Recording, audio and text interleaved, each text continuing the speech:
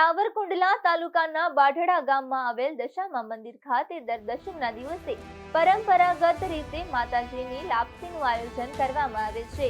તાજેતરમાં પણ દશમના પવિત્ર દિવસે માતાજીની લાપસીનું આયોજન કરવામાં આવ્યું હતું।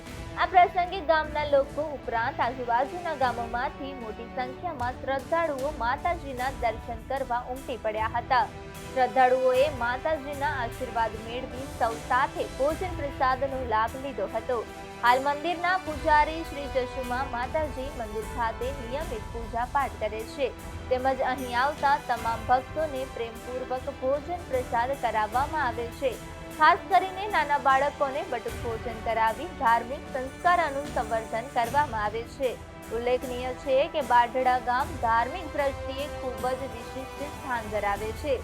સમગ્ર ગામમાં આશરે 25 જેટલા મંદિરો અને આશ્રમો આવેલા છે, જે સમગ્ર સાવરકુંડલા તાલુકામાં એક અનોખી ઓળખ બનાવે છે। ગામના લોકો તમામ ધાર્મિક પ્રસંગો ખૂબ જ એકતા અને ઉત્સાહ સાથે ઉજવે છે। ખાસ કરીને ગુરુ પૂર્ણિમાના દિવસે બાઢડા ગામમાં ભવ્ય મેળાનું આયોજન થાય છે।